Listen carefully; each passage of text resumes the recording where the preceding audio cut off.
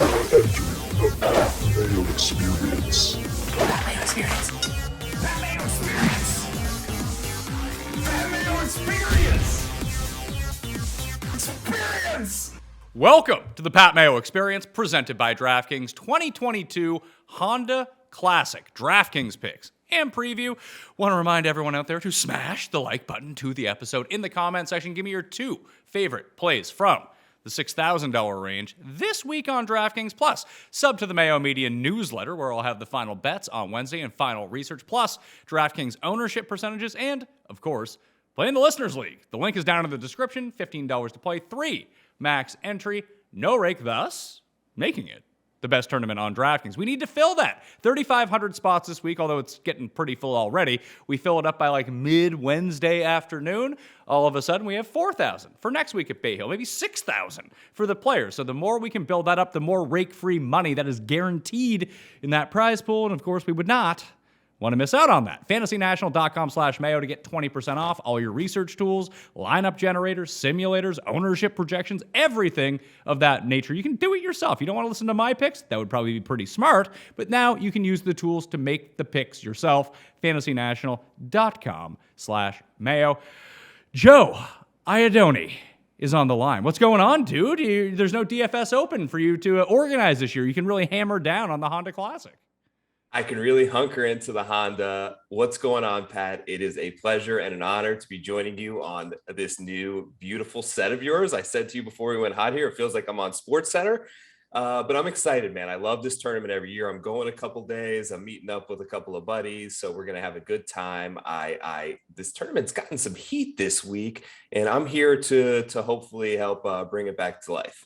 Well, let's talk about the DraftKings idea behind this. I have a ticket into the 555 this week. I don't know if I'm going to use it at the Honda Classic. Simply, now maybe it's a good time for me to use it because I'm going to have one entry, obviously.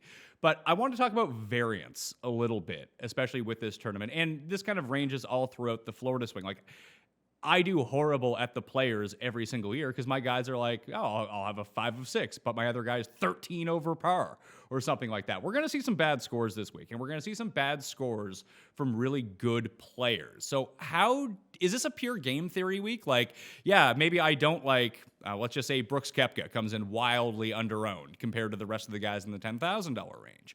Does that mean you automatically have to use Brooks and just hope to get lucky because everyone's at risk of a landmine? I think so, to a degree. I'm normally not heavy in terms of the ownership brigade, but this week I think it makes a lot of sense. You mentioned the volatility, you mentioned the carnage. There are double bogeys and big numbers lurking out there for virtually every player in the field, and it's somewhat unavoidable, right? So I think it makes sense to sort of really pay attention to those ownership numbers, be willing to sort of pivot into a good player that may not pop as much in terms of stat wise. And just kind of embrace the fact that you're going to wake up on Thursday morning and you're going to have guys that are 4 over through 3 holes. There are very difficult stretches to this golf course, but there are opportunities to make birdies if you can keep it in play. You just got to kind of go with it. Do you subscribe to my theory at all that bombers might actually have a bit of an advantage at this tournament? Because you would think shorter course, you don't want to be spraying it off the tee. You want to be in the middle of the fairway in order to have the best chance to actually just make par on some of these holes. But the extra distance allows the bigger players to club down, thus improving their accuracy, yet still have the smaller irons into the greens that if it gets super gusty, they can keep it a little bit lower. They can manipulate the ball a little bit more than they want. Plus, they have the extra advantage of getting to both these par 5s and 2 if they want to, where it could be a bit of a struggle for some of the shorter hitters in the field. That's my logic behind it. Because someone asked me, why did you include par 5 scoring so heavily when there's only 2 on the course? It's like, well, if the winning score is going to be like 8 under, 9 under, 10 under, you're going to want those gimmies on the par 5s, and getting there in 2 makes it a little bit easier. Absolutely. I tend to agree with that very much so. Here's the thing. I followed Adam Scott here a couple of years ago. I think he hit one driver on the front 9, and he was firmly in contention on the 3rd hole there. You don't need it much. You can take a lot of iron off the tee and get yourself right into position. But what we've seen in previous years, Pat, is that a lot of these guys who are hitting driver well and are in a groove are typically the better players in the world. That's why we've seen them win here. You look at Rory, you look at Scott, you look at Sergio, you look at Justin Thomas. These guys had great driving weeks with the ball, and when you can kind of get it in the fairway and you play aggressively, and it's sort of dialed in that week, you can take advantage and you can win. We know the field strength isn't totally there, so being able to have that extra distance is certainly an advantage around this place, as long as you can keep it relatively straight. And I think that the reason that I think people lean the shorter hitting accuracy players, which I'm not against this week, obviously, I just think it's sort of a hidden edge to maybe go with more bombers at a track like this. It's just the fact that we don't see a lot of the high end big hitters play this tournament at all. It's usually that. I'm surprised Webb Simpson doesn't play here every year, to be perfectly honest with you, or Kisner. Like, this seems like the perfect event with that type of player. Like, this field is littered with those type of guys rather than the Wolves or the Brookses. Like, you never see DJ here. Like, Rory periodically plays it. We have Matthew Wolf in the field this week who bombs it, but like of the gigantic hitters that we associate with being the elite big hitting players, like even the Xanders, Scotty Schefflers, like that type of guy, they're just not here. Yeah, part of it I think is a scheduling issue. What they did a little bit better job in terms of moving it up in the PGA Tour schedule this year. But yeah, I think the feedback that I've heard, a lot of players don't really love this course because of that volatility, and because of all the water, and because of the big numbers. I don't think we'll ever see Bryson here. In a sense, I think that the tournament is doing a good job though.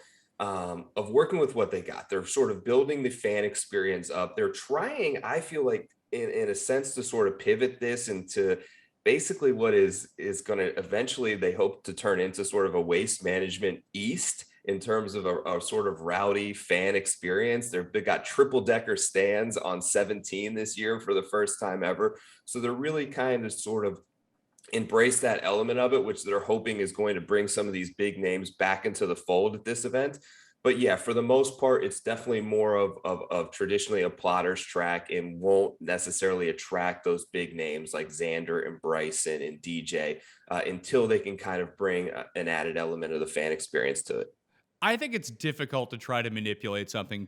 There's something so organic about the Waste Management and the fan experience there. And a lot of it has to do with ASU is right there. So the college kids can just come in and populate the entire tournament. Feel like that's going to be a bit more difficult in Palm Beach Gardens. Yeah, I've never been to the Waste Management, so I can't speak to it. But this is a fun event for fans. They do a really good job of it. They have sort of the entryway where you walk through all the vendor booths, and they have the different setups on different greens. Obviously, the bear trap is exciting, and 18's not even included in that, which is a great finishing hole. So, Palm Beach County has more golf courses than any county in the United States. So the thirst for golf is here. And it's active, and they will sell a ton of tickets to it. When they had Tiger at this event for a number of years, they used to pack people in here. I think it'll come back. I don't think it's ever going to be to that level, but I think their goal is to kind of make it that type of vibe here. You mentioned that it is now moved up on the schedule. It's being played 3 weeks earlier than it was a year ago. Are there any substantial changes to the course because of that? Obviously, it's not quite as warm as it would be 3 weeks from now. Is that going to hurt the grass, or at least present a different type of grass, or different elements of play, at least in your mind, or is it just negligible? I think it's pretty much the same. It's been really dry and a little bit windy here, Pat. We haven't had much rain. I don't know how much that's going to affect the course until we start to see some images of it. I assume that they're watering it heavily, but this course plays great when it's sort of firm and really tough to hit greens. It's I think 5 of the last 7 years been the most difficult non-major course in the PGA Tour rotation. So we know that it plays difficult. It's unique in that it's a 7,000 yard course, but you can't really label it that. Like when you're filtering on Fantasy National, if you just look at short golf courses, I think you're kind of missing the boat here, because you're going to get a lot of lengthy approach shots that you don't normally have on a 7,000 yard course. I think the distribution from like 175 to 200 yard approach shots is like 26%, which is insane for a course that yardage wise is this short. You're at sea level, you're dealing with winds. It just plays a lot longer than that, because we mentioned earlier, you don't take a lot of drivers off the tee. So it's unique in that sense. I think it's going to play equally as tough this week. I haven't seen too much thus far in the week in terms of a wind impact, but it looks like it's going to be dry and sunny all week. Perfect conditions. If people are wondering, the best players in this field from 175 to 200 over the past 50 rounds, Svensson and Lipsky are tied for the best approach from that range. Berger, Hardy, Bronson Burgoon, the Glove, Jason Duffner, Louis, Party, Martin Keimer. That's probably drawing stats from like 2015 or something crazy like that. He hasn't played yet this year, by the way. And the Knights who say, nee, Smith is number 10 on that list. Hudson Swafford's actually number 12. I want to start with Hudson Swafford before we jump into everyone. He is rating out outrageously good in everything that I look at, and he's He's $7,100 on DraftKings. He's as deep as 180 to 1 in the betting market, and I still don't know what to do with him. It seems like all signs should point to yes. Why am I hesitant to do this? I'm hesitant as well. It's hard when these guys get that victory, right? Because then it sort of, you feel like it kind of throws off a lot of their stat models because obviously they have that one huge jump there. I'm looking at the same thing you're looking at. Fourth in ball striking, third in approach, great in that proximity range that we mentioned earlier. Obviously the Amex has some correlation. I believe 2 of the 4 rounds are played on a Nicklaus course, which this technically is as well. So look, a lot of great stuff for old Swaff Daddy this week. What do you think? I mean, I'm just looking at his Phoenix numbers right now. He gained 4.3 strokes tee to green, came T60 because he lost over 7 strokes putting. Like, that's always going to be the thing with Swafford, is that he can putt himself out of a tournament. But like we saw at Amex, he's one of these really high variance putters, a lot like JB Holmes in a weird way, where he sucks normally, but the weeks that he's good, he's really good. Obviously, he's figured out the speeds, he's figured out the breaks, he's figured out something on the greens once he gets it going. So I worry that, you get the -5, he misses the cut, or even if he makes the cut, it's no good for you anyway. But out of all the guys down in this range, like, we've seen these spike weeks from him, whether it be with the irons, whether it be with the putter, that I don't know. We'll talk through this entire slate. I don't know where I'm going to land on him yet. Same. We'll talk through it. Well, let's go to the $10,000 range then. It's not the typical $10,000 range that people are used to on DraftKings. Sungjae is the betting favorite at 10 to 1 on DraftKingsSportsbook.com. On DraftKings for the DFS game, he's $11,000. Louis 10-8, Neiman is 10-6, Berger is 10-4, and Brooks is 10-1. I don't think that I'm crazy to think that Brooks or Neiman will likely be the 2 lowest owned players of this bunch, and that everyone's going to try to jam in Sungjae and Louis. Because, I mean, that was the first thought that I had. It's like, I don't want to bet Sungjae at 10 to 1, but I will definitely play him at $11,000. Immaculate track record at this course. Then you have Louis, who I bet at 25 to 1. I could see fading him in DFS, to be perfectly honest with you, especially if he's going to push like 20% ownership, which is what it's looking like right now. He'll be right around that range. I can't make heads or tails. Like, would you go Sungjae, Louis? Because you can afford to do that this week if you really wanted to, because once you get to a certain price point in this field, that it really drops off, that there's not a distinguishable difference between like 7,700 and 6,500. It's one of those fields, so you can jam in the 2 highest price guys if you really wanted to, but if they're both going to be super chalky, would you really want to do that? For me, that answer is no. I like the guys a little bit lower, particularly Berger. I have a lot of interest in. I think that had there not been a back injury toward the end of that round about a month ago, I think he'd be the highest priced player here. I was kind of shocked to see him not, to be honest with you, Pat, and I had him projected as number 1 in terms of an odds price point as well. He's so good ball striking. He's so good here. He's going to be the most familiar with this course and these type of conditions. And for me, he's just more accurate off the tee than any of the other of these guys in the 10K range. So I trust him to have the least amount of concern with hitting it into one of these 15 holes that are bordered by water nearly the entire length of the rough. I feel best about Berger here. I have some concerns about Louis just because I haven't seen him enough, and Sungjae is just a little bit too high priced for me in this sense. That's my thoughts on it. So double fades start with Berger. How concerned are you about the back? Because it's really weird, because he hurt himself at Farmers at some point. Then he played in Phoenix after having to do the WD at Pebble Beach because of the back. And the 2 things that had really stuck out from him over the course, like the past 6 months, you mentioned it. Hitting fairways amongst all of these top guys, he's the guy. It's not even close of the top like 15 players. He's the only one inside the top 25 in terms of accuracy of these higher priced guys. And then his approach is best in the field over the past 50 rounds. But if you go look at what he did in Phoenix, he wasn't hitting fairways for the first time since last year's Tour Championship. And realistically, the last time that he didn't beat the field in driving accuracy in consecutive rounds was the final round at the WGC St. Jude in the first round at the Northern Trust. And other than that, it's just all gaining on the field. But in both rounds in Phoenix, that was an issue for him. He dropped 2.4 and 2.5 strokes on accuracy versus the field, and the approach was not good. He didn't gain in either one of those rounds. Like, that's a bit worrisome. I know he's had time off now, and maybe this is the reason that he's not 28%. Because when I did the research show on Sunday, I thought it would be him or Sungjae who was the betting favorite. And now that he's not, it felt like I should have just bet him instantly when he opened at like 16 or 18 to 1, and that I should be using him here. But it's almost like Swafford. It's like, do I really want to go down with the burger ship when he withdraws after 4 holes? I know that's what you need to do on DraftKings, especially in a week like this. Like, if we're going to talk about variance, I mean, why not just have some injury variance into it too? That's what it is for me, man. It's we mentioned embracing the volatility on the course. I guess we've got to embrace it off the course as well. Look, he ended up playing through that tournament at the Farmers. He withdrew at Pebble Beach. I heard him talk about it before the Waste Management and said that if Pebble Beach were a major, he absolutely would have played. It's not that bad. He feels much better. And then he went out and played like crap. So I don't really know quite what to think. He's been home for a couple of weeks. I'm hoping that he's got some practice in, and that's it for me. He's cheaper than both of them, and I don't think that he should be cheaper than both of them. And it looks like he's going to come in lower owned.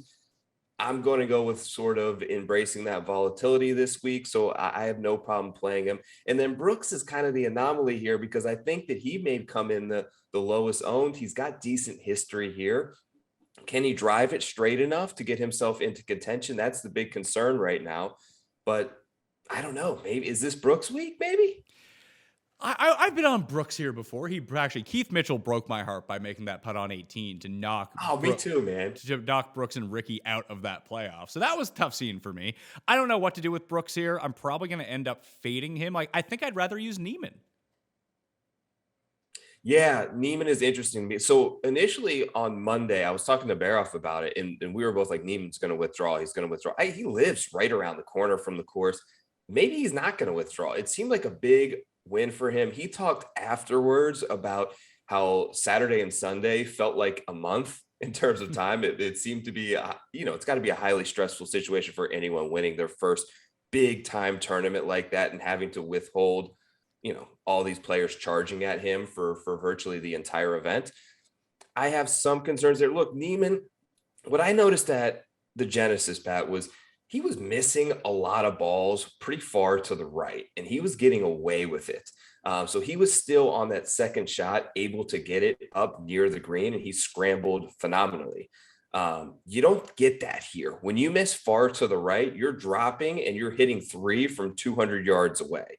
So that was a little bit concerning to me because I didn't feel like his driving accuracy was all the way there. Maybe it was just a matter of the pressure sort of building and everything that came into play with that. But yeah, he seems to be very low owned as well and definitely coming in with better form than Brooks. You can't deny that.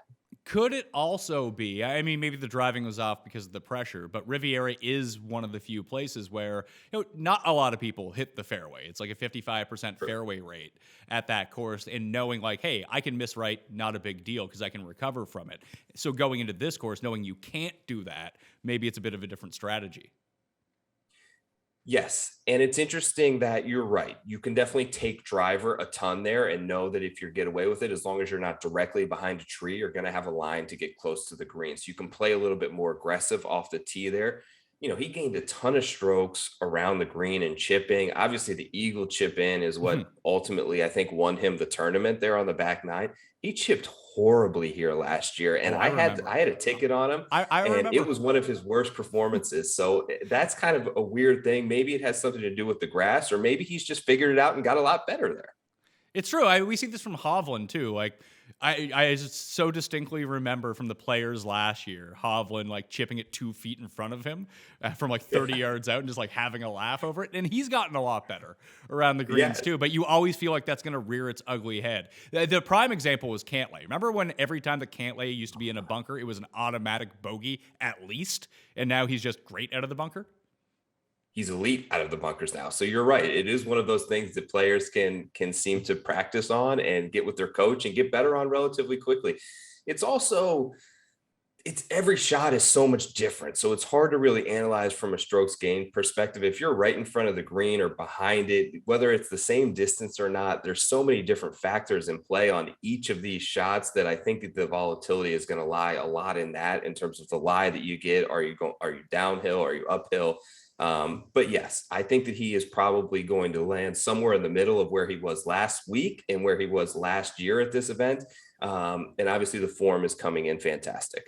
I found it striking too when I went back and looked at Louis' stats from this tournament. He's played it 4 times. He's lost strokes around the green every single time, and a pretty substantial amount of strokes lost around the green, which is really atypical for Louis. So it might be a weird grass type, like you said, and the different types of lies that you're going to end up with the different types of greens. Because I went and looked, not only did I look at that, I looked at his overall, and Louis is very good around the greens. And generally at Nicklaus courses outside of this one, very good around the greens. So I was like, maybe it's just something's going on with Louis here. So that's makes me a bit more hesitant to pull the trigger on him. But I think you've talked me into Berger as the play above $10,000. Just embrace that back volatility and let it ride. And then I'll probably have to try to figure it out between Sungjae and Louis, because once we drop down to the 9Ks, I can start seeing a few more fades here. Like Fleetwood is the most expensive of the 9s. He comes in at $9,900 and is going to have a ton of ownership. Billy Ho as well. I bet Billy Ho at 28 to 1. He's now 18 to 1. He's $9,600. You got Lowry, Noren, 94, 93. Matthew Wolf is 92. Killa Keith Mitchell, $9,100. He's also a former champion here. And Matt Jones, last year's winner, second tee to green last week at Riviera and lost 4 strokes putting. A very atypical of one Matt Jones. A very good scrambler, very good at bogey avoidance. He's down an even $9,000. No one is using Wolf. So do I just say, screw it this week and Berger, Wolf, let's go? I'm using Wolf. So there's one person. Yeah, if we're going to embrace volatility, I love it. I feel like Matt Wolf's going to win someone a huge amount of money. Maybe not this week, but coming up soon in DraftKings. I'm looking at some ownership projections, and I know it's early, but he's like 5% owned. Look, I mentioned earlier that the driver can be a huge weapon, or it can go horribly wrong for you here. If he gets it going well, he plays these shorter golf courses really well because he plays aggressive. So I think that he's going to hit driver a lot. If he can get it going in the right direction, I think he can score out here. He's pretty good in the wind as well. You know, he got that win at the up in 3M, Minnesota there, which I would actually say correlates really well to this venue. Michael Thompson's actually won it both too, because it's all about just avoiding the massive amounts of water. Like there's water on 15 holes here. Yeah. There is water, I think, on 16 holes at TPC Twin Cities. And obviously he won, like you said. 100%. And that closing like 18th hole reminds me a lot of PGA National that he ended up eagling, where there's water up the entire thing and you've just got to get it on it too. So his length can be a huge advantage here. He's a pretty good long iron player. You know, he hasn't played great to start 2022, but through the fall, basically September through December, he led the PGA Tour in scoring average, and that was on a lot of these shorter golf courses in weaker fields, kind of like we see this week. I think he can come out here and has winning upside if he plays really well. I know that that's a risky play, but I'm willing to sort of embrace it at that price point and really low ownership on Wolf. So Matthew Wolf, now that we've talked him up, he's going to be like 18% owned or something. But I'm seeing the 5% number that you are. I bet you that settles around 7 or 8, but I think that's good enough and probably still going to be the lowest of anyone in the 9K range. Then it's funny. Keith Mitchell is going to most likely be the highest owned. I thought it was going to be Fleetwood or Horschel, but it's looking like it might be Keith Mitchell. I'm good for a full fade on Keith Mitchell. I recognize that he's a good play this week. He's playing good golf. He's won at this tournament before. I think that Sony is another place that has a lot of crossover success. He's played really well there over the years, but I don't really want to mess around with a 19% owned Keith Mitchell when I can have Wolf, who's the better player, at a fourth of the ownership. You know, and you mentioned as well as he's checking in here, there's water and trouble everywhere on 15 holes. So he hits a couple in the water, makes a couple double bogeys, he misses the cut. That's kind of how this tournament always worked. I'm surprised at Fleetwood's price. I kind of wanted to, we all want to root for Tommy and we all want to have him in our lineups, but I can't get there anywhere near 9,900. He's just been playing really badly. And I know that he's kind of played this every other year. He was here in 2020 when we were here and finished third. Great course history here. Seems like the spot where he always gets his PGA Tour season started and tends to like it. But I have some, he's not like he's playing great even over on the European Tour when I looked at some of his finishes. At 12th at the Desert Classic, 48th in Abu Dhabi, 27th at the World Championship. I don't know about it. I'd be much more. I think Lowry's playing better than Fleetwood right now. And Lowry, I was on Lowry here last year as an outright bet. Like I bet Billy Horschel outright. I no longer like his odds. Like if you had to bet him right now, I wouldn't take the 18. And part of the idea behind betting Horschel this week was I know that he has winning upside. He plays really well at hard courses. And when you just look at the different players in this field, he's one of the better players, especially when it comes to world ranking, the amount of big wins that he's had in his career.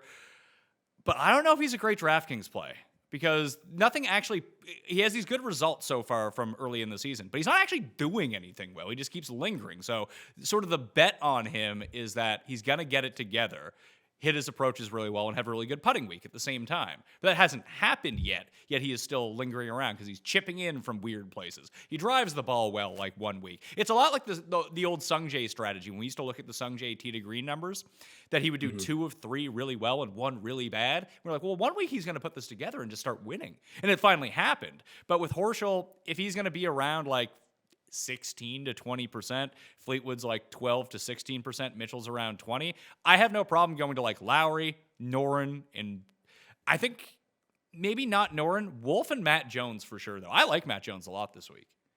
I do too. He played awesome at the Sony. He played awesome at the Century as well. So some good corollaries there. Shot the course record here last year, which was a 61 on the opening round. And that's tough to hold on to. Like we saw Neiman struggle with it. He was able to do that.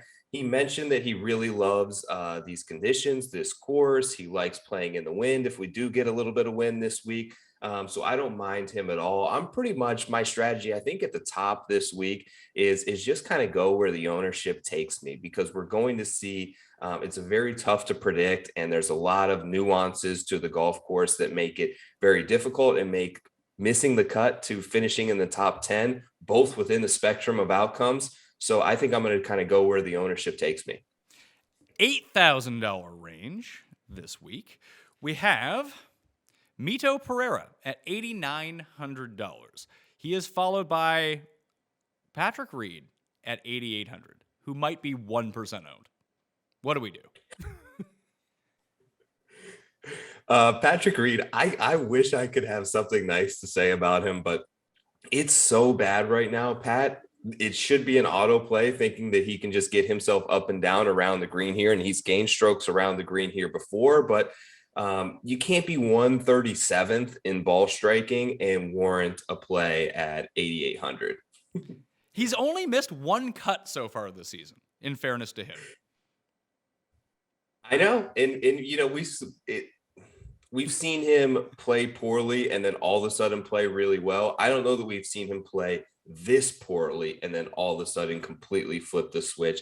There are some other plays down here a little bit lower in the 8K range that I like a little more. Are they Vegas and Wise, who I really like, but I think the world likes both those guys?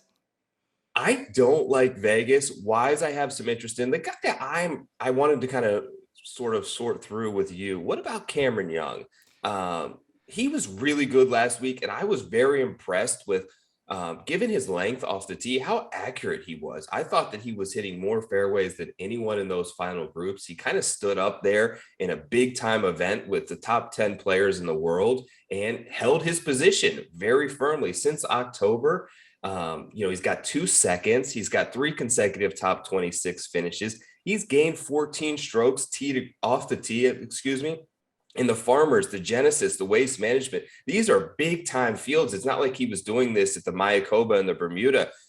He's been really, really good. And I'm wondering if he can kind of keep that rolling, because if he's able to be accurate off the tee with his length, he should give himself a lot of birdie looks. The issue is what happens if he's not accurate this week or as accurate as he was a week ago. It feels like he's putting 8s on the scorecard. Yeah, that's that's going to be the thing. So he's number one in birdies or better gains. So he's obviously had that going, but that goes hand in hand with being number one off the tee. So if one goes wrong, the other obviously is going to follow suit. So that's sort of the issue with Cam Young there. What do we do with Woodland at $8,200? I think I'm going to end up. I haven't made like my final bets yet. It feels like I'm going to end up on Woodland just because in the preseason to golf, or at least the lead up to the calendar flip, I was like, Woodland's going to pay off this year to someone. And he's 60 to 1, 65 to 1. He's played well at this course in the past. I always like Gary at shorter courses where he can club down. That's where he's had the most success in his career. He's won Valspar in the past. Obviously, he won the U.S. Open at Pebble Beach. He's played well at this tournament before as well. I just don't know where he's at, and it seems like he should be like 7,200, not 8,200. I'm more comfortable betting Gary outright than I am playing him in DraftKings this week. I like the two guys under him a little bit more. We are not playing Russell Knox, sir. We're not doing it. Okay, what about Bezadenhout? Can we play him? I mean, I bet him, but yeah, of course. We can always play Seabez. Yeah, he's really good. He's been good at scrambling. He's been really good at sand saves. He's been good at par 4 scoring. He's doing everything really well. If he can just marry that up with a good putting week, I think down at the floor there at $8,000, I know that he's going to garner quite a bit of ownership. But I feel like if you take some of those guys we mentioned up top and Wolf, Koepka, Berger, those type of types where you can avoid a little bit of that high owned player, you can eat a little bit of it up here in that 8K range. Why no Knox for you? No love there? I like Knox fine. When he comes in at like 41% ownership, you give me a call. Everyone likes Knox this week. Do you know he's the best player on the Bear Trap in history? Yeah, that's when he comes out 41%. Oh, that's your fault for that early newsletter and tweeting out that stat that everyone's going to kind of latch onto. But yeah, surprising that he's -6 through there. And I think who was it that was 40 over at the Bear Trap? Was it Palmer? Yeah, it was Mr. Ryan Palmer, who actually is like Knox and Palmer lost in the same playoff to Henley here one year. Yeah, and they both have really good course history, which is ironic because one's the best and one's the worst at one of the hardest stretches on tour. So who knows? By the way, I put this in the newsletter and in my column up on dknation.com, but holes 5, 6, and 7 are just as tough as the Bear Trap. 100%. I love that group of holes. I have coined them my own nickname for those holes, and it's Alligator Alley. All the Gators combined there. You've got the 2 difficult par 3s, which are actually longer than the 2 holes on the Bear Trap, and I think equally as hard. There's not as much water. But number 7 is brutal. It's uphill. It's like 225. It's a ridiculously contoured green with multiple tiers. And 6 is a par 5 that they've basically turned into a par 4. But 6 and 10 are par 5s when you or I or anyone goes out and play this course and they turn them into par 4s for this event to bring it down to a par 70. But that hole is difficult. The water is all the way up the left-hand side. The right is a terrible miss because you're either on a hillside, but that is a difficult stretch of holes that is almost equally right there with the Bear Trap. I think by per scoring average since 2007, it plays exactly the same. It's like you said, Alligator Alley is pretty good. I think we can get on board with that. It's essentially the Bear Trap with a bad agent. Yeah, that's my story, man.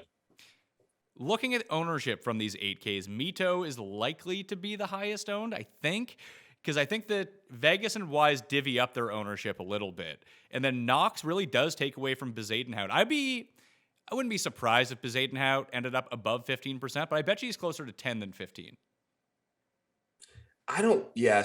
I'm not there on Mito. I've got this theory with Mito that I'm willing to sort of play him when the price is down and the odds price is up. When he has a good week, everyone seems to jump back on board. He seems to be very popular. I've heard his name circulated quite a bit this week. So I'll be a full fade there. I haven't dug too much into it yet, but just with him sort of right under Mito, anything on Brian Harmon you got that could kind of steer me onto him? A decent finish at Phoenix, played well at the Amex with the top 3 there. Seems kind of like this course may be in his wheelhouse, although I haven't looked a ton at the history. I remember betting him giant outright one year, and I think he finished 13 over par, so that was fun. But other than that year, he's actually been quite good at PGA National. I actually have more interest in Mac Hughes. Okay, now we're talking. My Kent State Golden Flash friend and your Canadian brethren. So, yeah, he was here he was right in the mix here at the infamous DFS Open weekend as well, where Feinberg had that friendly interaction with his parents. That is true. After he like duck hooked it on the approach on 18, and that was the end of old Mac Hughes. He almost got away with it because that grandstand is free relief there. But yeah, anytime that scrambling and putting is going to play a big factor in the end result, you love Mac Hughes. It's just, are you willing to bet on the upside of him hooping in 45 footers regularly? I mean, for me, it's the answer typically no there. If you take Mac Hughes, that is what you're betting on, by the way. It is, and he does it. So it's not like it's an anomaly when it happens. It consistently happens for him. Obviously, this is a place where he feels very comfortable coming back to with some good performances. I think he can be right there. You know, that's not a bad play. If he comes in very low owned there, right at the $8,300 mark, you may be able to kind of pivot off some of that Wise and Vegas ownership that you mentioned earlier and go to a guy and take the upside in Hughes. I think I'll work him in. Depends on how many lineups I end up with this week. It'll probably be 50, so he'll end up making the plays at some point. How many lineups do you normally play? I don't play a ton, Pat. I'm normally between like 3 and 6 lineups. I like a lot more of the single entries, but I am nowhere near entering in 150. So even when you won the 200K last year, or was it 2 years ago? I finished second in the one but it was when they sort of bumped up the price amounts during the COVID swing there, you could call it. So it was a decent chunk of change for second, but it was in the drive to the green contest. But I only entered in 3 lineups that week. So I proved that it is possible to slay the Sharks if you get the lineup right. Well, Jamie, who won the $20 last week, I think had the single entry. Viewer of the show, shout out Jamie, won 300K, and I think it was a single bullet into the $20. It may have been like 3 lineups, something like that. That's amazing. Look, I like to hand build. I enjoy the process of selecting guys, pulling them in and out, and sort of really analyzing my lineup pretty deeply rather than just kind of exporting a spreadsheet. There are different ways to sort of go about it, but I enjoy that process every week. I think that it helps me. So I'm going to stick with my strategy and just enter in a couple of bullets.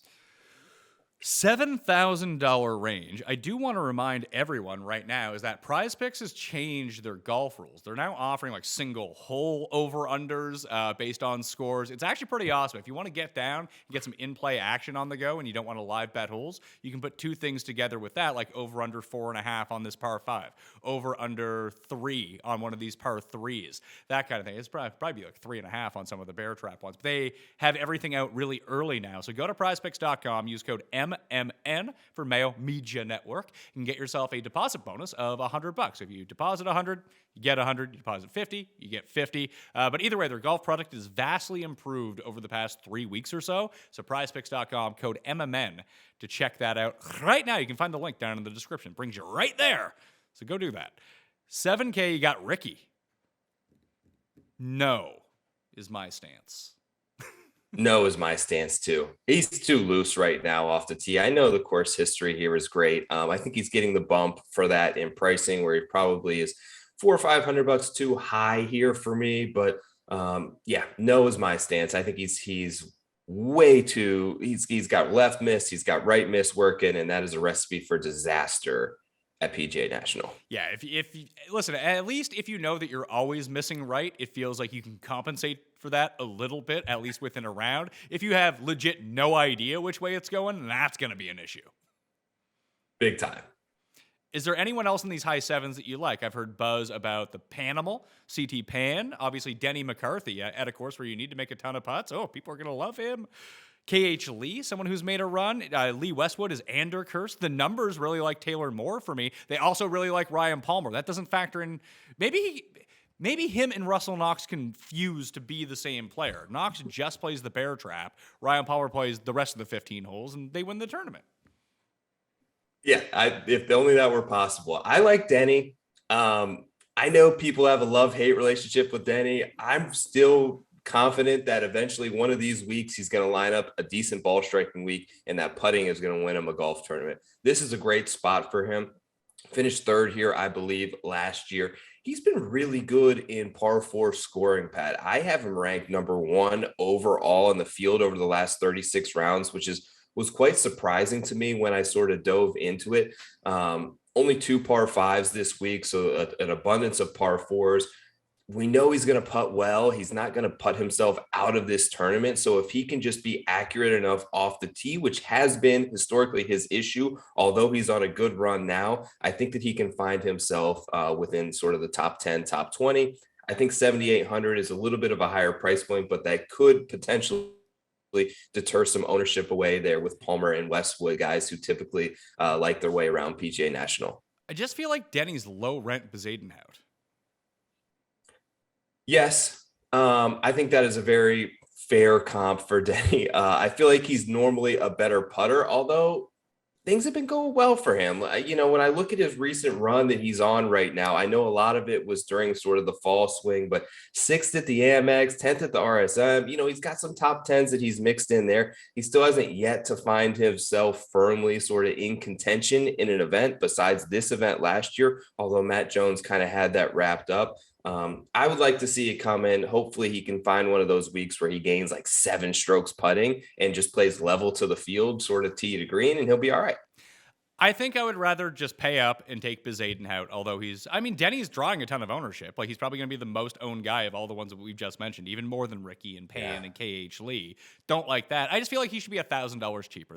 Denny should be auto 6,900 every single week. Like, that's just where he should be for his volatility, what his skill set is. And if I want to go down to a player I actually like better than Denny, who has won more than Denny, and I think is just a better player, Brendan Todd is $7,500, who's sneaky playing a lot better right now. Yeah, you're right. You want a guy that's going to hit a lot of fairways. Brendan Todd's your guy, and he's right there between Michael Thompson and Ricky, which could sort of be a nice little pivot off both of them and sort of keep his ownership at bay. When you say he's playing a lot better, what are some of his recent finishes? He was 26th in Phoenix. He was 16th at Pebble Beach, 48th at the Sony, 11th at Mayakoba. So he's made 4 of his past 6 cuts, and those are pretty good performances. And the Pebble, he pops a T16. In a stronger field in Phoenix, it's a T26. And at Pebble Beach, it wasn't even due to his putting. It was due to his approach. Like, he had 2 really great approach weeks at the Amex and Pebble Beach. He gained again in Phoenix. It wasn't a ton, and putted the lights out that week. Like, he's another one of these guys that you talk about Denny.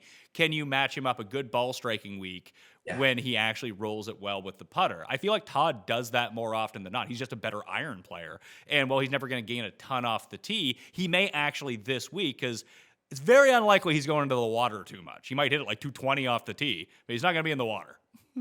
100%, number one in fairways gained. So yeah, he's going to keep himself in the fairway, and the rough there's not much of it, but when you are in it, it's very negligible. It's low. It's easy to sort of get out of. As long as you can keep it out of the water, you are going to gain strokes off the tee this week. And he gets a nice bump from the course history game, too. Like, his past 3 appearances at the Honda have been miscut.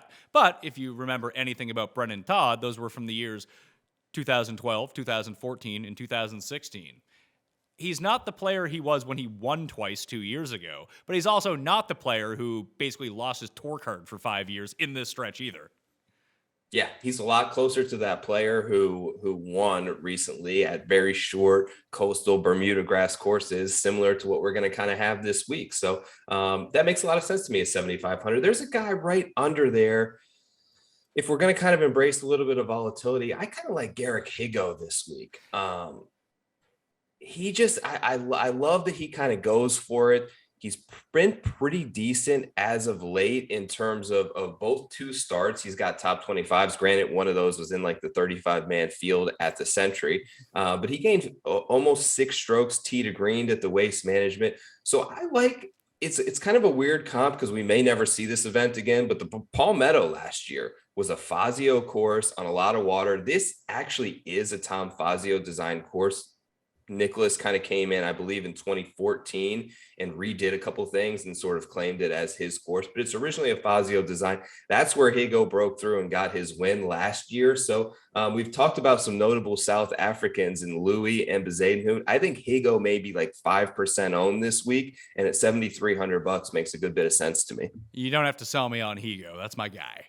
The new guy that I have, I just auto bet him every week on the Euro Tour for like 2 straight years. Then it finally paid off because he won like back-to-back events. And then all of a sudden, I came second in the mini-max the week that he won the Palmetto because I was so overweight on Higo because I love him so much. I'm definitely playing Higo here. I might even end up betting him at 125 to 1. I'm trying to figure out what to do with like the rest of the money that I have to allocate towards my betting card this week. Do I take Woodland, Wise, or Vegas, or do I just say screw it and take like Todd and Higo for not even as much money at way deeper prices? I think that's the route that I'm starting to think about right now.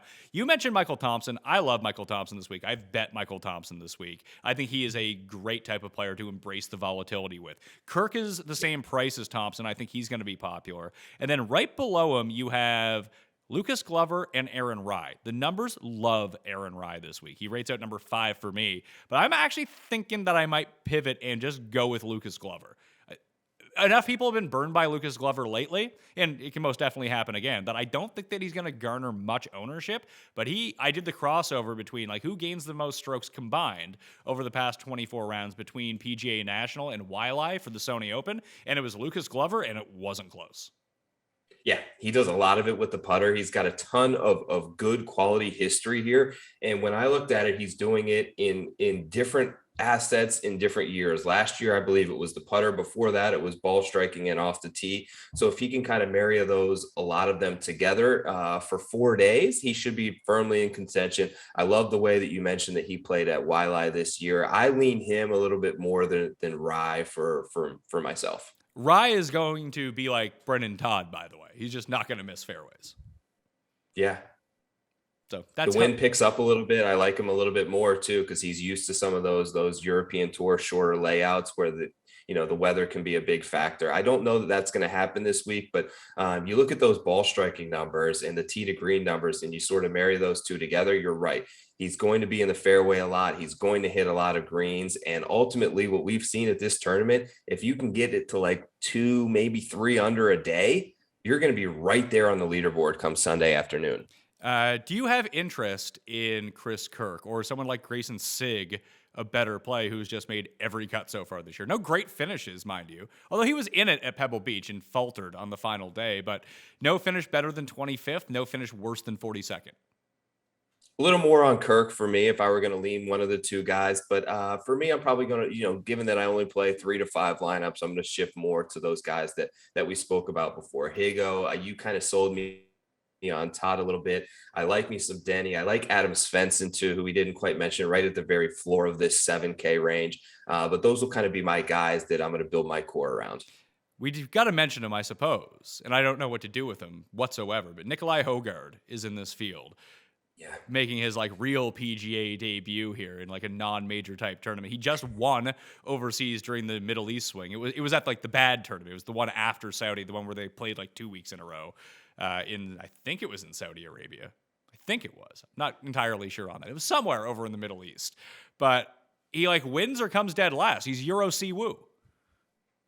He's Euro Siwoo. That's great. I don't know a whole lot about Nicolai Højgaard. It'll be interesting to kind of see him make his first start. We've seen these sort of guys who are used to playing on the European Tour kind of drop right into Palm Beach County here and play well from the jump.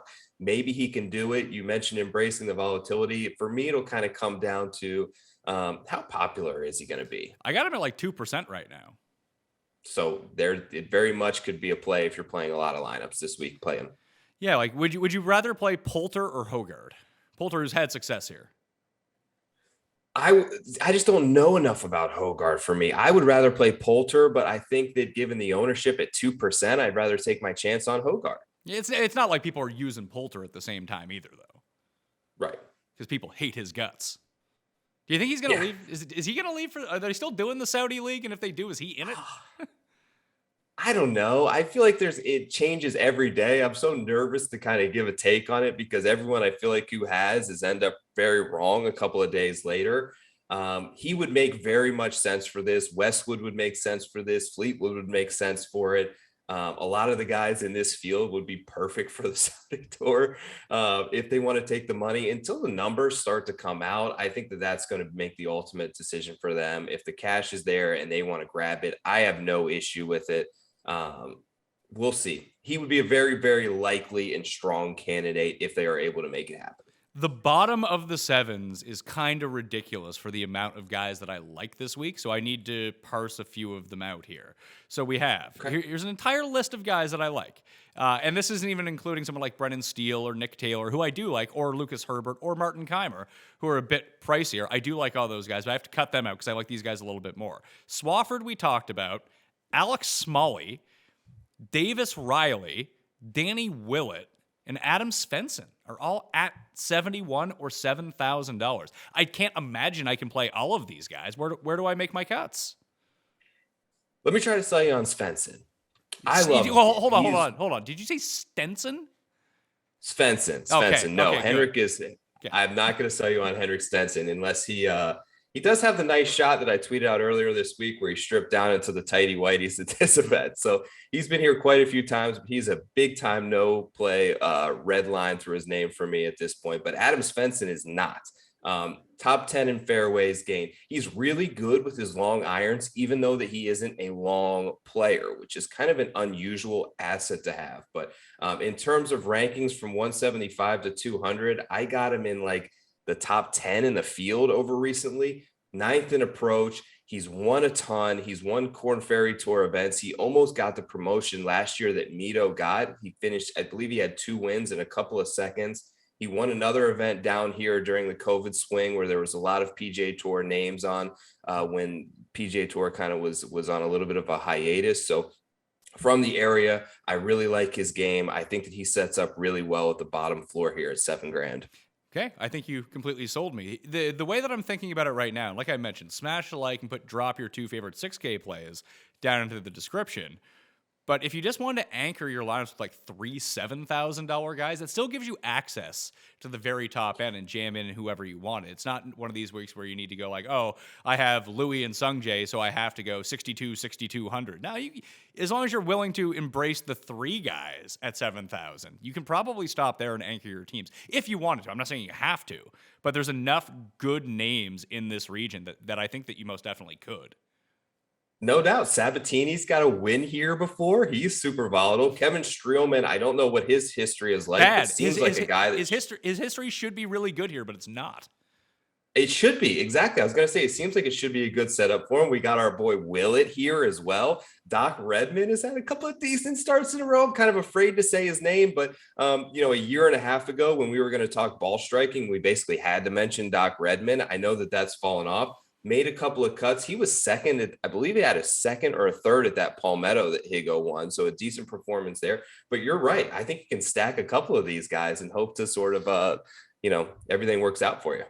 Sam Ryder's starting to play a lot better golf too. Was 8th here a year ago. Has made the past 2 cuts in Phoenix and in Genesis, 2 very good fields. This field is way weaker, and I think it sets up a little bit better for what he does. I don't know if I really want to, ride with him this week, especially with all those other names around, but he does seem to be someone who scores really well for DraftKings because for whatever reason, he makes a ton of eagles.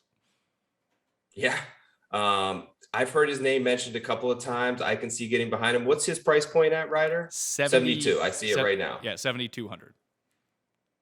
Yeah, makes sense. I'll throw him on the short list. This is probably going to mean that I don't play Hudson Swafford, who does project to be the highest owned of all of these guys.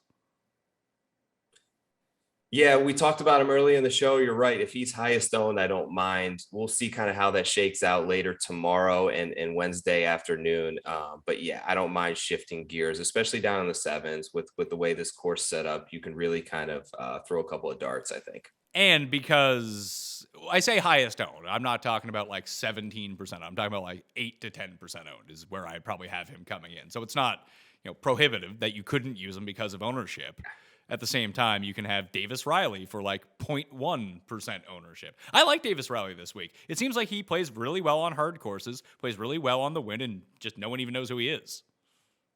Yeah, makes a lot of birdies. Every time that I see him, he has a lot of them. He's got to make sure that he avoids the bogeys and the double bogeys, particularly this week. But if he can card 4 or 5 birdies in a round, he should set himself up nicely. $6,000 range. Now, it's not great. Harry Higgs, $6,800. That's basically all I got. Duffner is like the king of this course. He terrifies me. I know. He terrifies me too. Higgs is interesting. He's been doing it a lot with the putter, particularly here. So I got a guy started here I want to ask you about because he's kind of your boy. Last year, he was like, everyone was on him at like 40-1. He was 40-1 at this event. He's like 160-1 now. He had made like 8 consecutive cuts before last week. What about your boy, the Gim Reaper? Can we go back to him here at 6,800? Well, yeah. Anyone who's watching the show knows that. He was 40-1 here last year. I think he was like 40 or 45-1, and everyone was betting him because I looked back at the odds and remembered that when I looked at my card from last year. Yeah, I mean, I've already bet him at, I think it's 140-1, so why not play him at 6,800? I bet Patty Harrington, too, at $6,700. I like Harrington this week. Okay. When's the last time we saw him play in a PGA Tour event? Probably the PGA Championship last year. Yeah, it's been a little while. Kadira got in. He came fourth at that PGA Championship, by the way. You're right. You're totally 100% right. Coastal, windy day. Patty Harrington showed up and gave fourth, which was amazing. So yeah, previous champion here as well, where he won at a huge number. I believe he was. Did he beat Berger that year? He did. He was 100-1 beat Berger in the playoff, which Jeff pointed out on the Monday show. We vividly remember because we had bet Poulter and Berger that week. That was Berger's rookie year. Jeff was all in on a Jewish golfer. I was like, this guy's actually really good too, so we should probably use him. He went to FSU, so he's probably pretty familiar with this course. Then we had those two, and of course they came second and third. That's always how it goes. That's always how it goes, yeah. When you're on early on a guy, you get a couple of seconds, and then you get off him when the odds go down a little bit, and he wins. Another guy here, I believe he's 6,800, been really solid on approach, hitting his irons really well. I don't know a ton about him, but I'm interested in... The Smother Man. Yeah, the Smother Man. He's doing it, man, with his irons. We'll see. 11th at the Farmers, 33rd at Pebble at 6,800. You get either of those finishes, you're pretty happy with it. I think I'd rather go same price Kramer Hickok for what he does well. Yeah. He scores on par 4s. He hits a ton of fairways, and the irons have been really good recently. I think that's where I'd rather go over Smotherman. So that now I've dropped into Hickok, Gim. For whatever reason, I had Von Taylor highlighted. Probably don't want to do that. Maybe I do. Who knows? Patty Harrington, and I have Higgs on the short list right now because I wanted to look at that leaderboard from last year at the PGA Championship at Kiowa. Like, it's all guys that have played well at this course in the past. Louis, Brooks, Patty, Lowry, Higgs, Fowler, Finau, Rose. Like, that reads as a list of guys who played well at PGA National. Yeah, even Phil actually randomly played this event last year and had a surprising finish. So you're right. A lot of guys that play well at PGA. You start to get too low here, and there's a lot of random names. The field strength kind of really drops off. I don't know. Maybe I thought about Kadira. I thought about Armour there in them sort of mid-6s, of guys who just hit a lot of fairways, and you're just kind of hoping don't find too much trouble, which is unlikely, and they can make enough putts. We'll see. The numbers love Hayden Buckley. I can tell you that. Yeah, they do.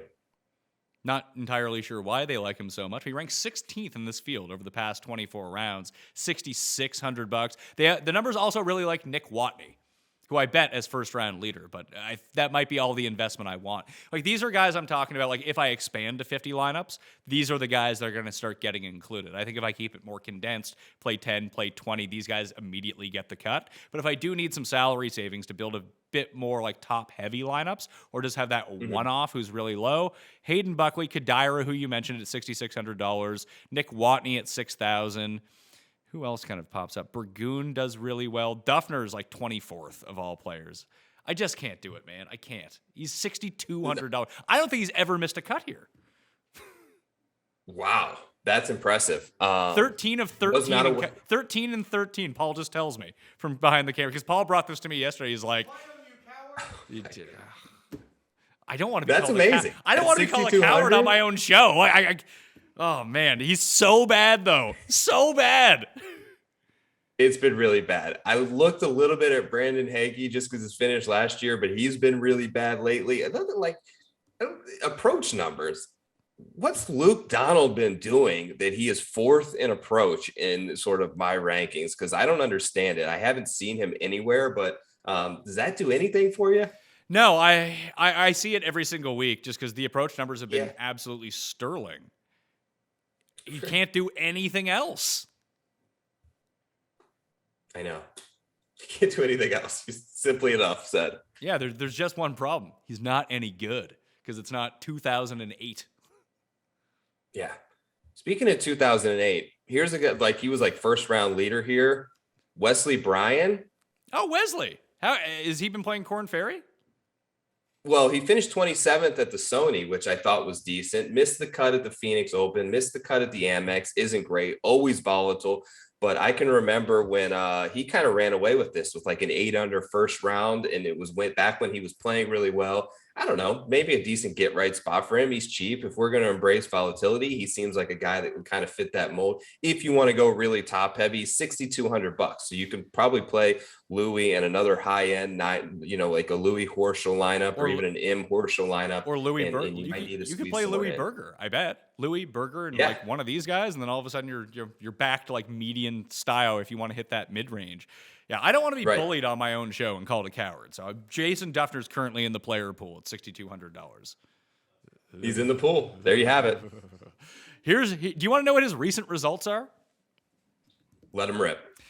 Starting at the Bermuda Championship, not the strongest field. Miscut. T40 at the Amex, miscut. Went over to Saudi, miscut. Came back for Phoenix, miscut.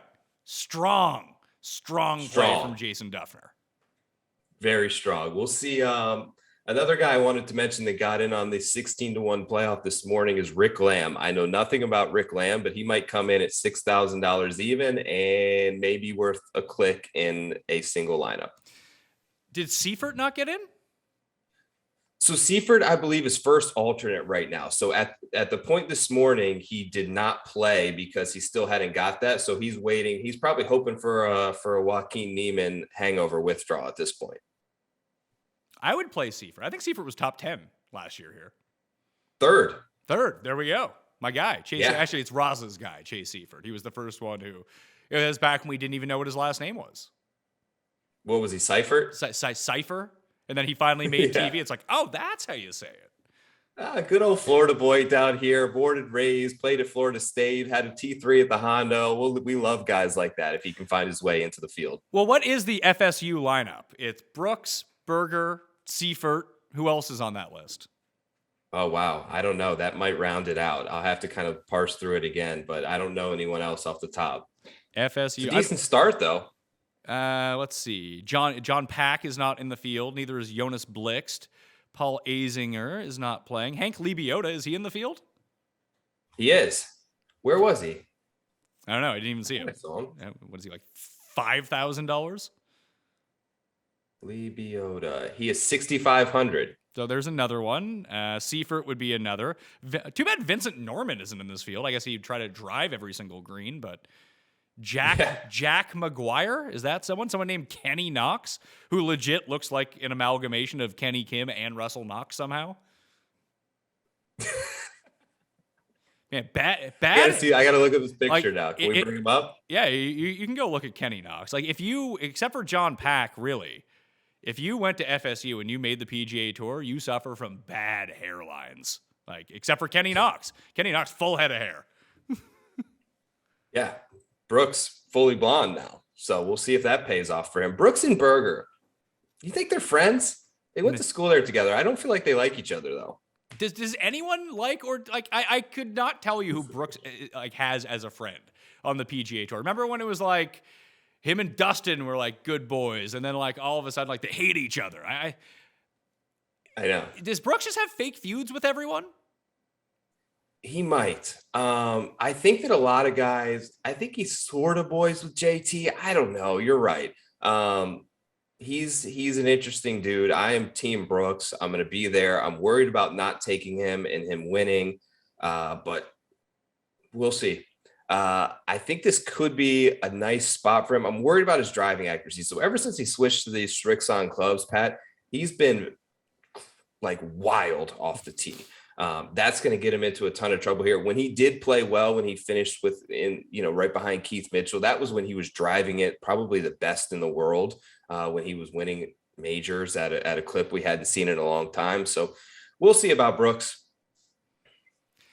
Play the best plays on DraftKings. Can we construct basically what I would consider to be like a cash game lineup? Not that I play cash game lineups for golf, or you know what? I don't play cash game lineups. I don't play cash games on DraftKings. Nope. I'd much rather play like a 50-person GPP at that point and just still have it a bit more top heavy. I'm not super interested in doubling up. Not why I play DraftKings, Joe, to double my money. I'm there to win multipliers of the money that I put in. Leads to a lot of losing weeks, but when you win, it's going to turn out fine. But if we were going to build a quote-unquote safe lineup, the play the best plays lineup, how do we go about constructing this? Because does Sung Jae have to be in it? Or is it like... Yeah.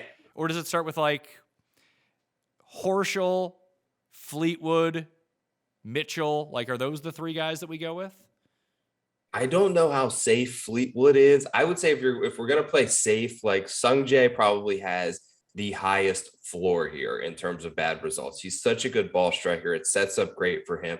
I don't love the $11,000 price point, but I think that he is the steadiest of any of these guys, basically down until Horschel, that you can, you're going to get the result that you expect most likely out of Sung Jae. Jason Duffner. Got to put Duffner in there. I'm trying to go. I mean, usually when we talk about this, like what lineups actually make sense, where are people actually going to start? So I think Sung Jae has to be. It's Sung Jae or Louis, right? Like those are going to be the two guys that are up there. Louis is $200 less. Like that's not that big of a deal. The lineup I've currently constructed only has $3,400 remaining, so I probably have to remove some of these guys. But could we go Sung Jae, Mitchell, Horschel? That gives us $6,700. Maybe we have to get rid of Horschel there and just go Sung Jae and Keith Mitchell, who are both popping off the chart in terms of ownership. Yeah, I think Mitchell sets up great. You're right. I think he's going to be too high owned for me in terms of most of the bigger single entry GPPs that I'm going to play. But if you're playing a cash game or you just want someone safe, he checks pretty much all the boxes coming into this week. The issue then becomes that no one is safe this week, as we've constantly talked about this entire time. So you could put Mito into that lineup. I mean, Russell Knox is most definitely in this lineup because everyone's playing Russell Knox. Are we just playing the highest ownership lineup? If so, then Russell Knox is in there. Yeah, we're not necessarily playing the highest ownership, but like, can we construct the most common lineup? Like, if we wanted to be duped without knowing it, what lineup could we build? And I feel like we're well on our way here. Yeah. Swafford might be in there as well. I feel like he's going to come in around 10%. So he could be there at 7,100, I think, is in there in the low sevens. I'm seeing a lot of love for Aaron Rye at $7,400. Yes. I'm seeing a lot of love for Chris Kirk and Michael Thompson as well from down there. So let's throw Rye guy into this lineup and see what we got left over. 7,400, and we only have $7,200 left over now. So if we can find someone a little bit cheaper potentially to throw in here, we might be able to get back up into that mid. Who's the cheapest guy that people are using? Hubbard, close to we didn't even mention Hubbard, but it looks like people are going to be using Hubbard. Rates out really well. Yeah, that's tough. Maybe What's our price point right now? Our price point is $7,200 for two spots. Maybe we don't use. Go down to Svensson, my guy.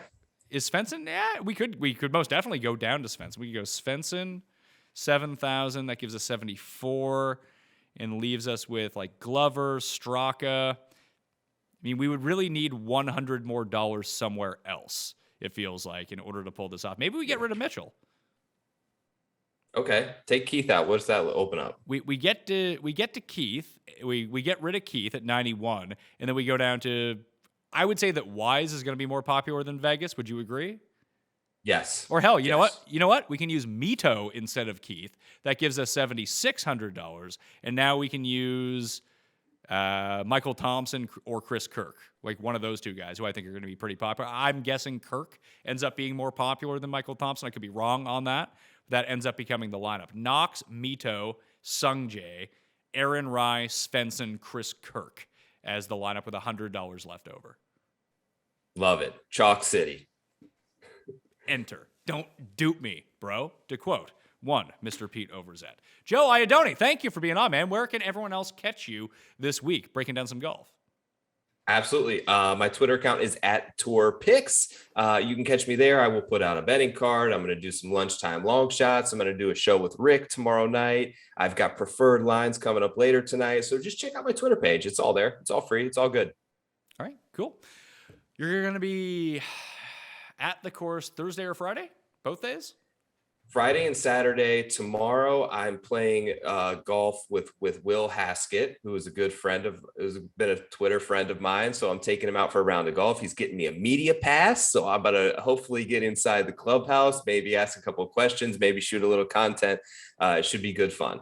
All right, cool. And let us know if there's any key insights that you can pick up from Will, because he walks the course with a lot of these guys, and maybe we need to know. And if you're there and you see someone playing well and the numbers don't quite reflect it, because that's going to be tricky this week, especially if people are playing showdown or live betting, is that the strokes gained metrics aren't necessarily going to tell you the entire story, because you can lose like 2 on your approach if you put like an approach in the water rather than putting a tee shot in the water. So keep that in mind. Just kind of track the putting to see how that's going. If people are overperforming or underperforming where their baseline normally is. That's what you should keep in mind. You can find all of those live strokes gained metrics at fantasynational.com. Use /Mayo. Get yourself 20% off. Sub to the newsletter, sub to the channel, smash the like. Give me your 2 fave 6K players in the comment section and play in the Listeners League, all right? That'll do it for me. I'm Pat Mayo. I'll see you next time. Pat Mayo Experience! Experience!